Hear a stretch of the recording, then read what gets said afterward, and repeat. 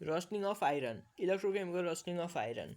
अब trick to remember, पहिला सुरुमा यहाँ के छ anode, anode CaTHOD cathode, net reaction, net reaction. अब पहिला सुरुमा एनोडमा रस्टिङ अफ आइरन हो, त्यही भएर एनोडमा मैले यहाँ के लेखिदिएँ आइरन Fe लेखिदिएँ, ठिक छ।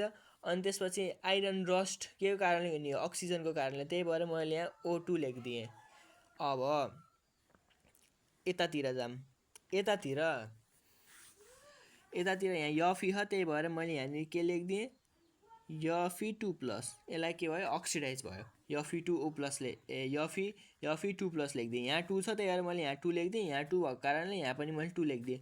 अब 2 2 कति भयो 4 भयो, प्लस 4E- लेखिदिएँ, ठिक छ। अब यहाँ O2 हो, एउटा कुरा के याद राख्नु पर्यो भन्दाखेरि अक्सिजनले हाम्रो के दिन्छ, अक्सिजनले हाम्रो दिन्छ H2O, O2ले होइन है, Oले H2O दिन्छ, Hले H+ दिन्छ। अब हाम्रो यहाँ O2 छ, त्यही भएर Oले H2O दिन्छ अनि O2ले 2H2O दिन्छ, 2H2O दिन्छ। अब यहाँ 2 2 कति हुन्छ 4 हुन्छ, त्यही भएर यहाँ के हुन्छ 4H+ हुन्छ, 4H+ हुन्छ। अब यहाँ 4E- छ, त्यही भएर यहाँनिर चाहिँ यसलाई ब्यालेन्स गर्नलाई मैले 4E- लेखिदिएँ, जता लेखे नि हुन्छ। अब यतातिरको साइडमा यता जता लेखे नि हुन्छ, यो भयो।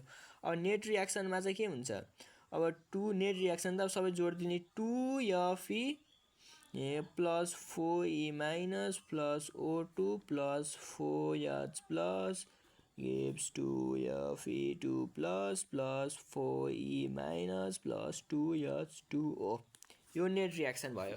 अब एट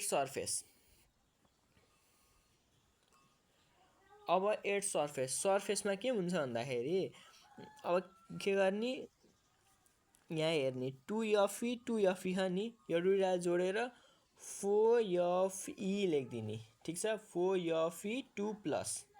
4Fe2+ लेखेँ होइन मैले।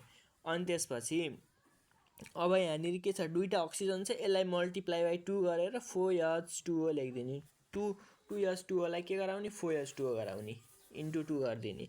अनि O2 चाहिँ जस्ताको तस्तै लेखिदिने, O2लाई चाहिँ के गर्ने जस्ताको तस्तै लेखिदिने। अब O2लाई जस्ताको तस्तै लेखेपछि अब यसलाई चाहिँ उतातिरको साइडमा जाऊँ है।